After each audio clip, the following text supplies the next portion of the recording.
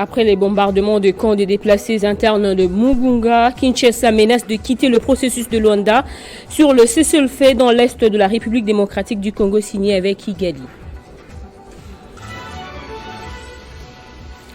Meurtre d'une mère et de son fils âgés de 25 ans, le ministre de l'Intérieur a nié l'implication de policiers de l'opération Panthère Noire et l'attribue à un groupe d'individus habillés en tenue de police et cagoulés.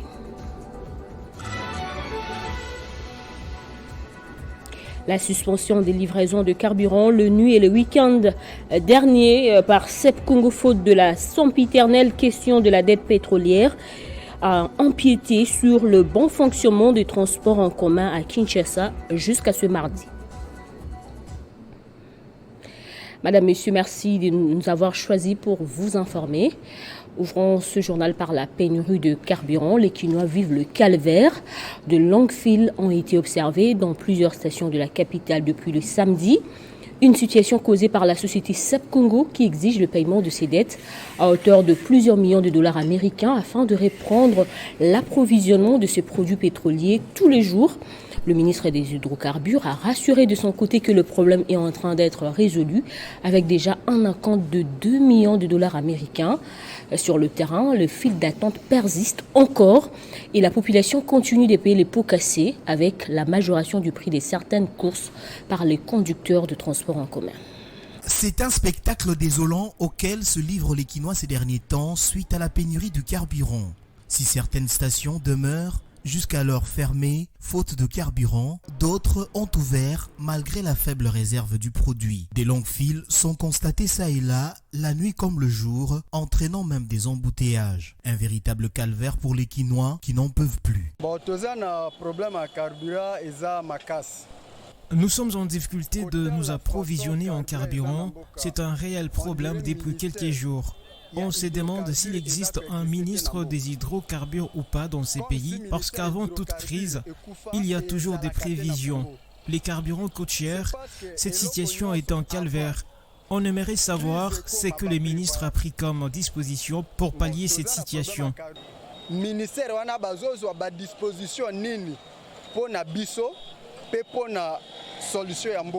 Une situation provoquée par la société experte en logistique pétrolière CEP Congo qui justifie ce désagrément par la non-prise en conscience de son alerte sur la cessation de paiement par ses débiteurs. Dans un communiqué publié lundi, elle dit se trouver dans l'incapacité d'assurer la couverture des livraisons des produits pétroliers. De son côté, l'État congolais rassure et annonce qu'une solution est en train d'être trouvée. J'ai dû quand même contacter le DG de CEP et j'ai fait une lettre officiellement pour leur demander de répondre le service de nuit et le service de week-end.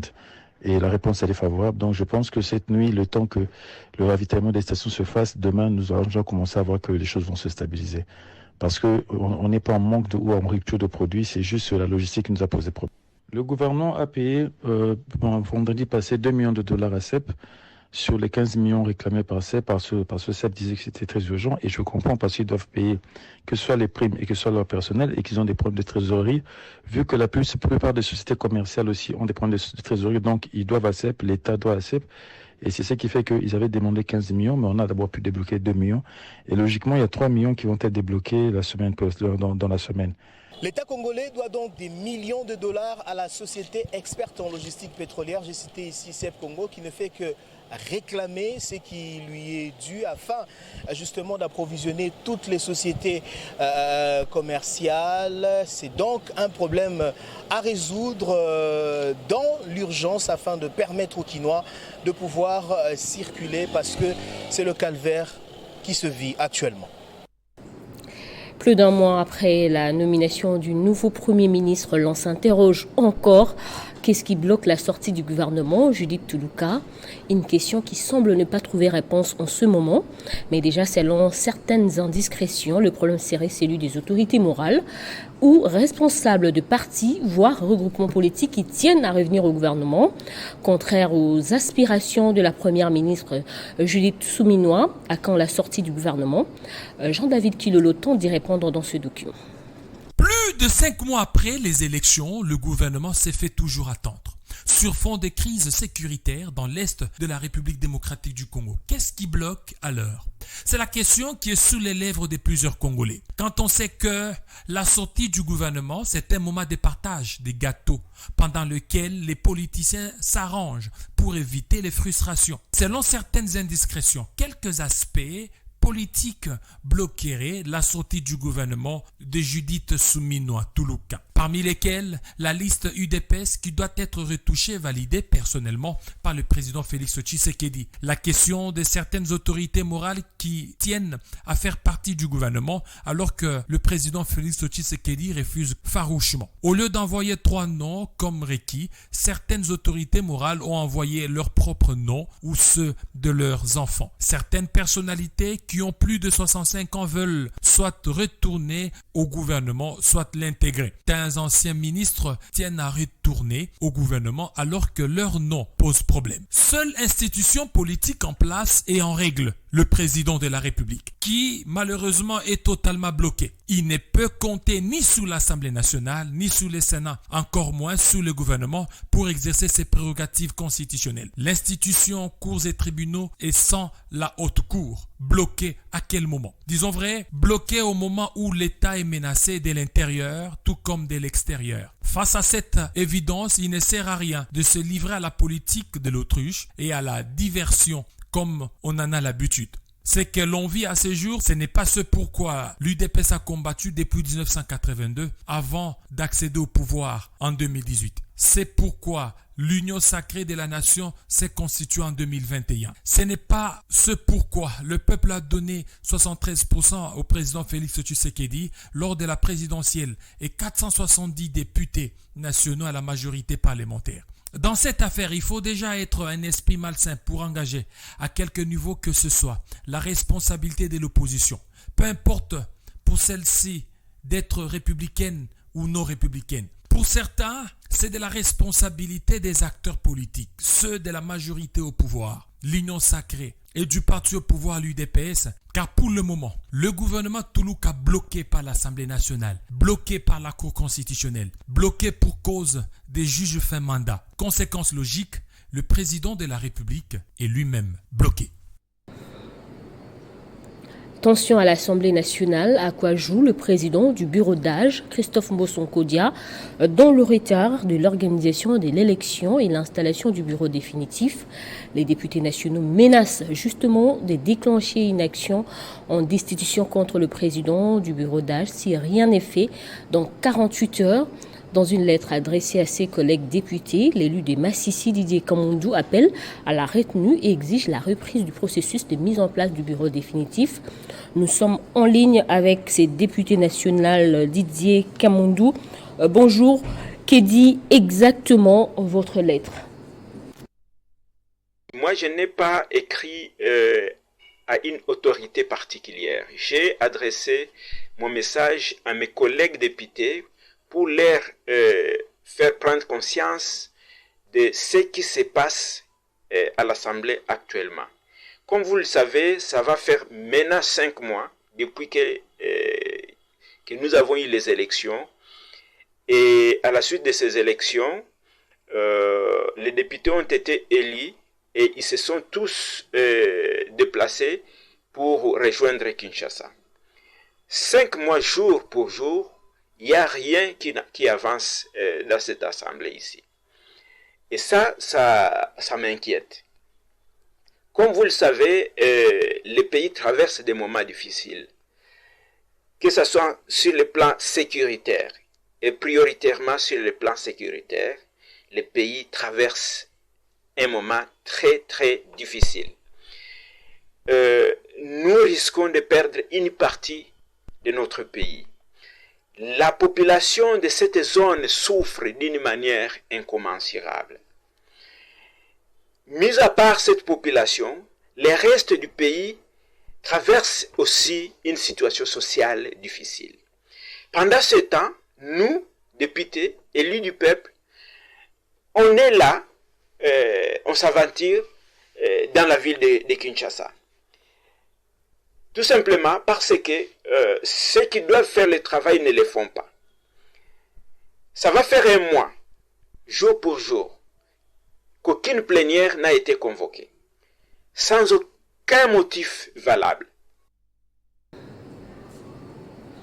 Monsieur Kamundou, d'après vous, qu'est-ce qui bloque justement? Nous devrions installer les bureaux définitifs. Et nous attendions à ce que les choses aillent vite. Mais hélas, quelques jours après, le président a lancé un autre communiqué et reporté. Alors, qu'est-ce qui bloque? Pourquoi ça n'avance pas? Nous avons même présenté au niveau de la famille du chef de l'État notre candidat président de l'Assemblée nationale. Les regroupements se sont déjà consultés, et ils ont déjà chacun son candidat à X ou Y poste. Dis-moi, qu'est-ce qui bloque si ce n'est pas une volonté manifeste de traîner les choses et de faire souffrir davantage la population qui attend beaucoup de nous. C'est pour cette raison que moi j'ai écrit aux collègues pour que si dans 24 heures rien n'est fait, nous devons passer à des actions de contrainte. Et parmi ces actions, et conformément au règlement d'ordre intérieur de notre Chambre, il est possible que nous puissions démettre ces bureaux. Nous ne pouvons pas attendre. Moi, j'en ai marre. Je ne pense pas que c'est à l'honneur de notre pays, à l'honneur des députés. Je ne pense pas que c'est à l'intérêt de notre pays.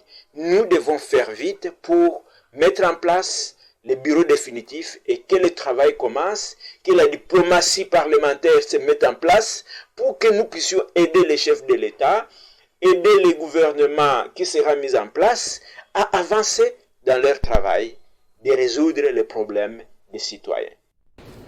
Merci, Monsieur Didier Kamundou, de nous avoir répondu. Je signale que vous êtes élu de Massissi dans la province du Nord Kivu. Autre chose à présent, accord de cessez-le-feu dans l'est de la République démocratique du Congo, signé entre Kinshasa et Kigali en novembre 2022, sous l'égide du président angolais, au vu de la récente attaque du camp des déplacés de Mugunga à Goma. La RDC menace de quitter le processus de Luanda. La capitale congolaise appelle justement le président angolais Joao Lourenço, facilitateur désigné de l'Union africaine, à prendre toutes les responsabilités. Dans un communiqué du ministère de la Communication et Médias, le gouvernement rassure la population congolaise, et plus spécialement les personnes déplacées, que les mesures urgentes ont été prises pour renforcer la sécurité des déplacés et récupérer les territoires sous occupation de l'armée rwandaise. La République démocratique du Congo avait amorcé 2 processus diplomatiques, dont l'accord cadre de Nairobi et celui de Luanda pour le cessez-le-feu à l'est du pays, le retrait des M23, le désarmement de groupes rebelles, la coopération pour la République démocratique du Congo et le déploiement intégral de la force régionale dans la partie est de la RDC. Des initiatives régionales lancées peinent à donner des résultats escomptés sur terrain. En même temps, une bonne partie des territoires de Massissi, Rutshuru et Nyiragongo est toujours entre les mains des rebelles du M23. La partie orientale de la RDC reste une zone en proie à l'insécurité due à l'activisme des groupes armés depuis plusieurs décennies. Malgré les opérations militaires conjointes et la proclamation de l'état de siège, la situation demeure particulièrement préoccupante, surtout avec la résurgence des rebelles du M23 soutenus par le Rwanda dans la province du Nord Kivu. Les 2 forces militaires FARDC et UPDF, représentées par leur chef d'état-major général, le général d'armée Christian Chiwewe pour l'armée congolaise et les chefs de forces de défense du peuple ougandais, le général d'armée Muhoozi Kainerugaba, ont signé un rapport commun sanctionnant les travaux d'évaluation de l'opération conjointe Shuja lancée il y a de cela 3 ans contre les islamistes ADF à Beni au Nord Kivu et à Irumu en Ituri. C'était à midi, l'heure locale, que le général d'armée Christian Chiwewe a foulé les sols de la cité frontalière des Kassindi avec une forte délégation. Objectif, évaluer les opérations conjointes FARDC-UPDF sous la région des Béni au Nord Kivu et dans les territoires d'Irumu dans la province d'Elituri. Cette rencontre purement sécuritaire a connu la participation de plusieurs officiers de l'armée congolaise et ougandaise, dont le nouveau chef d'état-major général des UPDF. Dans son mot de bienvenue, le chef d'état-major général des FARDC a salué la décision des deux chefs d'État de mutualiser les forces de deux armées afin de combattre l'ennemi commun. Nous devons soutenir les efforts de notre commandant suprême pour avoir mis nos deux armées ensemble, en train de lutter contre un ennemi commun qui est l'ADF, qui n'a cessé d'apporter désolation parmi nos populations. Mon général, profitant de cette occasion, acceptez mes félicitations pour votre nomination à la tête de l'armée ougandaise. Cette rencontre est à la suite une évaluation des opérations Souja-A qui a duré 3 jours. Depuis 2021, notre armée FARDC est en opération conjointe avec l'armée ougandaise.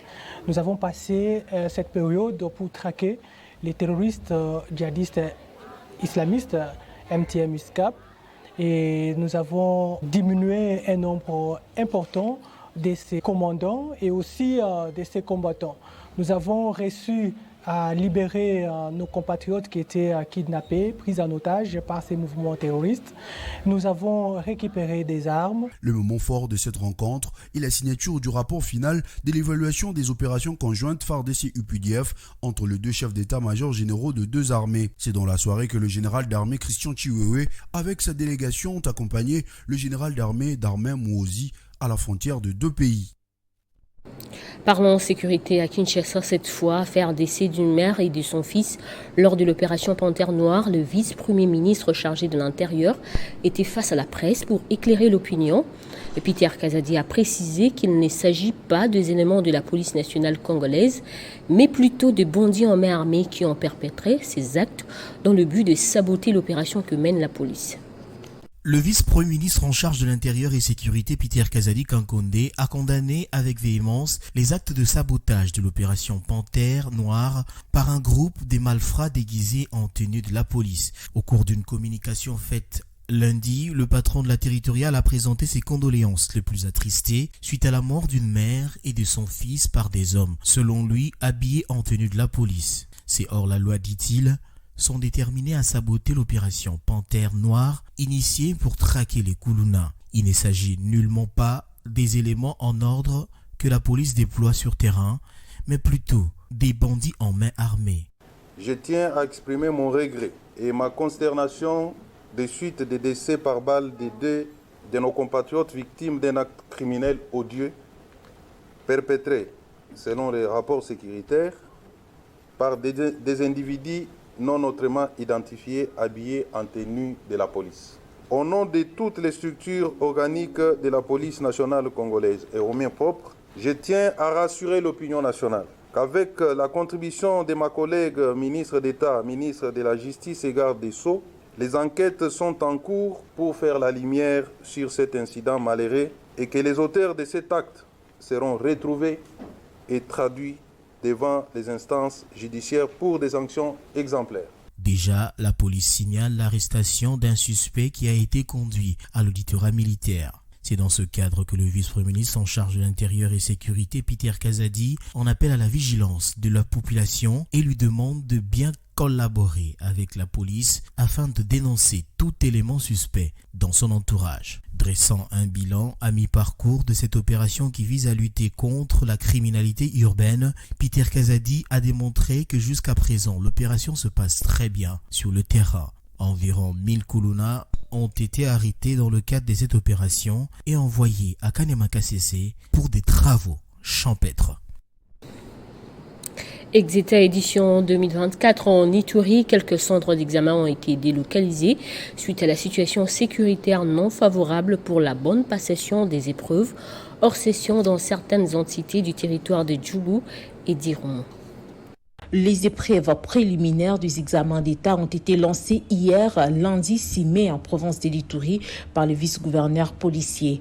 Au total, 15 801 candidats, dont 8 227 filles, participent à ces examens. Selon Ferdinand Bossenda, inspecteur principal provincial de l'Ituri 1, parmi les 49 centres qui regorgent l'Ituri 1, repartis dans 3 territoires, dont Irumu, Djougou et Mambasa. L'un des centres se trouve à Kampala. 22 fonctionnent à Bunia et certains centres ont été délocalisés suite à l'insécurité.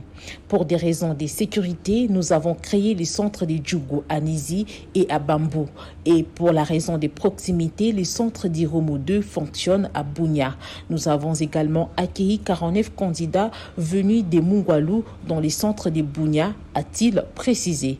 L'inspecteur provincial principal de l'EPST Ituri 1 a également appelé les finalistes à travailler en âme et conscience, car les examens d'État sont un moment clé, une phase de la vie, une étape qui nécessite la détermination et l'engagement vers un avenir radieux.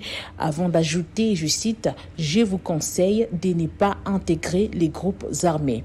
Notons que le gouvernement provincial de l'Ituri prend en charge le frais des examens pour les élèves dont les parents sont en difficulté financière. Signalant que jusqu'à présent, aucun incident majeur n'a été enregistrés, d'où les examens se poursuivent normalement sur toute l'étendue de la province de l'Ituri. Et le gouvernement irakien veut s'inspirer du modèle Denis Mukwege dans les cadres de prise en charge de survivantes de violences sexuelles en République démocratique du Congo. C'est ce qui justifie l'arrivée d'une délégation des membres du gouvernement irakien et des experts en la matière venus palper du doigt les réalités du travail du prix Nobel de la paix à Bukavu au Sud Kivu qu'ils comptent dupliquer en Irak. La première étape de cette tournée marathonienne de la délégation de membres du gouvernement irakien a débuté par la présentation des civilités, couplée à celle de présentation de l'objet de leur mission au chef-lieu du Sud Kivu.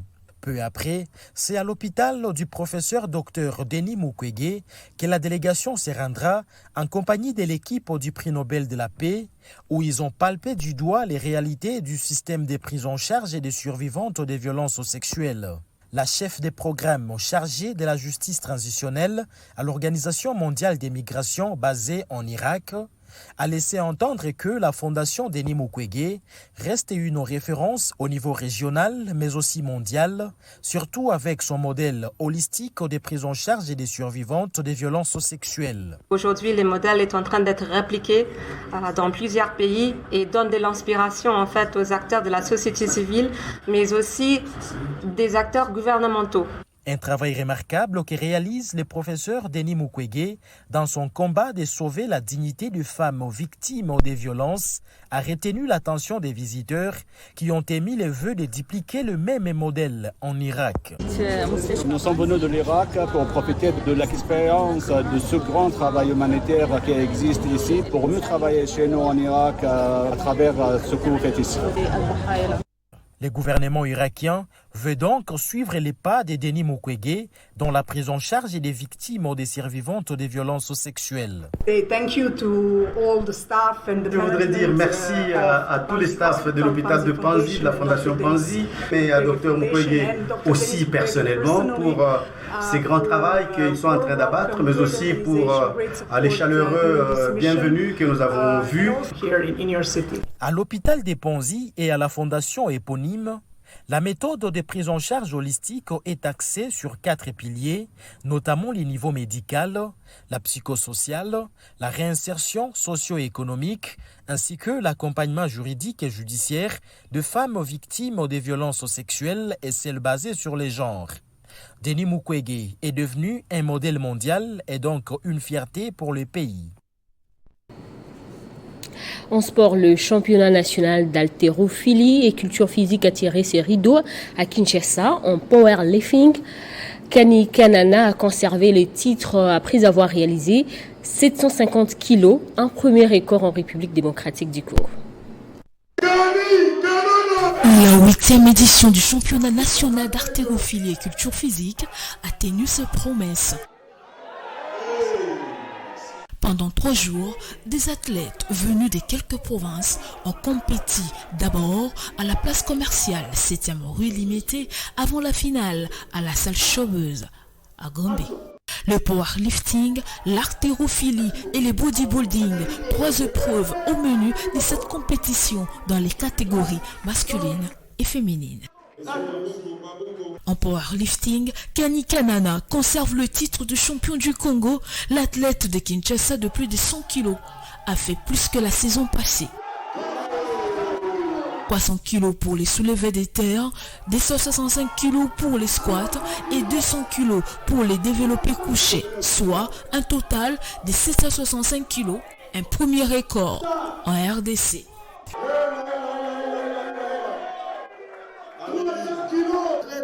On a le barrage chaque jour.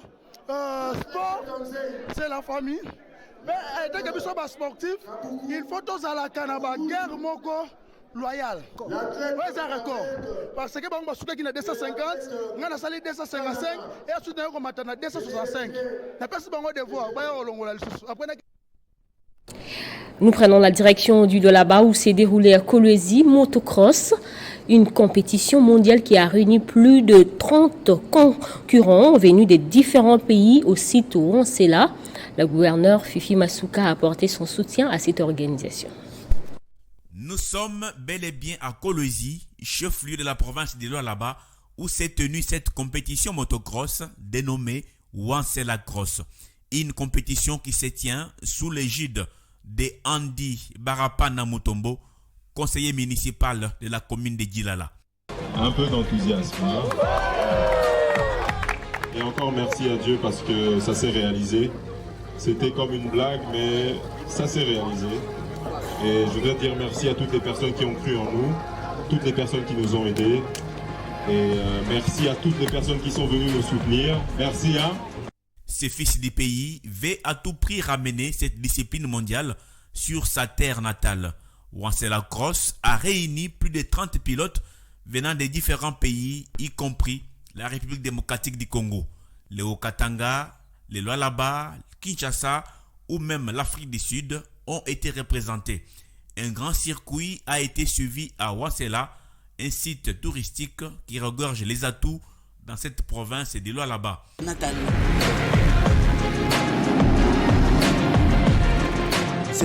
Un circuit qui a connu au finish la remise des prix aux gagnants selon les catégories sous l'appui logistique de Mike Forrest. La province de Lualaba de Fifi Masuka Saini n'a pas manqué de soutenir cette initiative qui se tient une fois l'an.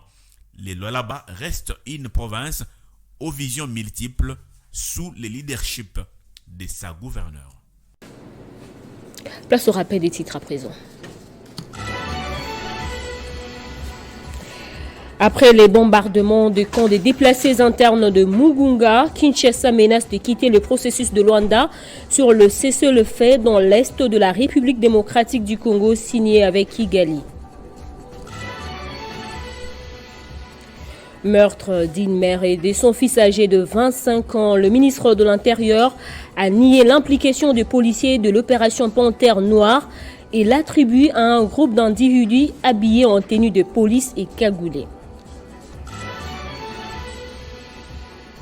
La suspension des livraisons de carburant le nuit et les week-ends derniers par CEP Congo faute de la sempiternelle question de la dette pétrolière a empiété sur le bon fonctionnement de transport en commun à Kinshasa jusqu'à ce mardi. Ne nous quittez pas, la revue de presse est dans un instant.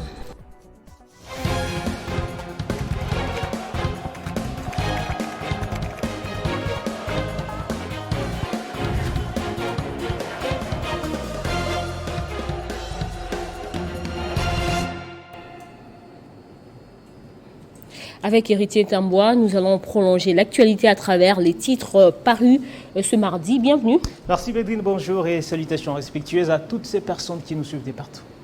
Et à la une de votre revue de presse, gouvernement souminois, 36 jours d'attente, écrit les sites d'information Média Congo. Eh bien, Bédrine, comme vous le savez, ce mardi 7 mai 2024, Judith Souminois totalise bel et bien 36 jours depuis qu'elle a été nommée chef de l'exécutif, en croire les sources du site d'information Média Congo que vous allez juste voir derrière moi. La longue attente est liée à l'exigence de quelques partenaires de l'Union sacrée de la nation, qualifiés des gloutons par ce tabloïd de Bédrine. Selon lui, la problématique du quota de la taille du gouvernement constitue les points d'achoppement, merci beaucoup. À cela s'ajoute, Bédrine, l'équilibre géopolitique et comme aussi la représentativité féminine chez nos confrères de la Voix d'Amérique, VOA. Nous lisons plus de 4 mois, Bédrine, après les élections. Le gouvernement s'est fait attendre en République démocratique du Congo. La sortie du gouvernement, c'est un moment de partage des gâteaux. Certainement que les politiciens s'arrangent pour éviter les frustrations, nous dit la Voix de l'Amérique. Vaut mieux un gouvernement de moins de 40 ministres pour assurer son efficacité qu'un exécutif éléphantesque que l'on reprochait au quinquennat précédent de Félix Tshisekedi, a martelé auprès de ses médias Maître Alain Manzongo. Et le souhait des Congolais, c'est d'avoir un gouvernement efficient au lieu d'avoir un gouvernement qui a beaucoup de membres. Absolument, Bédrine. Et votre deuxième sujet, projet des révisions de la Constitution.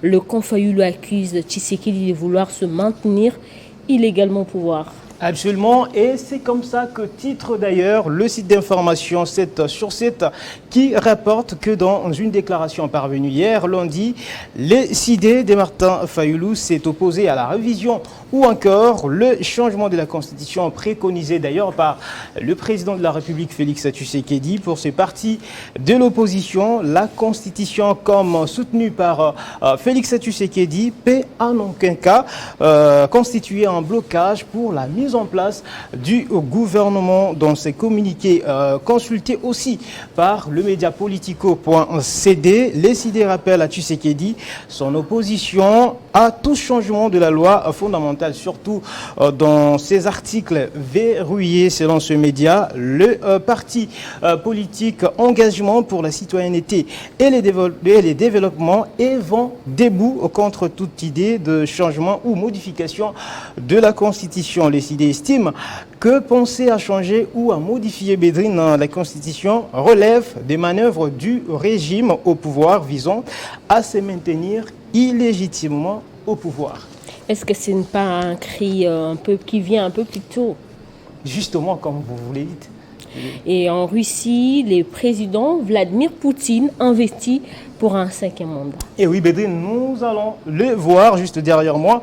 6 ans de plus au Kremlin, écrit France 24. Vladimir Poutine a été investi ce mardi président pour un 5e mandat à la tête de la Russie, où il jouit, selon ce média, d'un pouvoir incontesté face à une opposition laminée en pleine poussée des troupes russes sur front ukrainien. France 24 révèle que lors de la cérémonie d'investiture, plusieurs pays européens, Bédrine, comme la Pologne, l'Allemagne et la République tchèque, avaient décidé de ne pas envoyer de représentants pour marquer leur opposition à la politique du Kremlin. Des médias à un autre, nous allons voir ensemble Sud-Ouest écrit à sa une, Poutine plus incontesté que jamais, investi président ce mardi.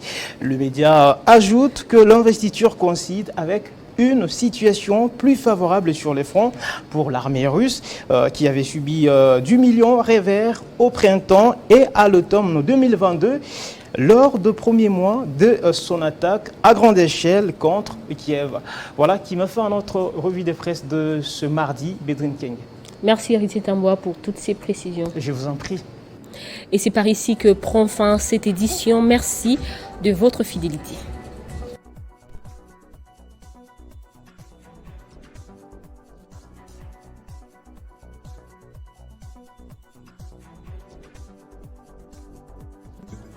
Retrouvez toute l'actualité en continu sur www.tele50.cd.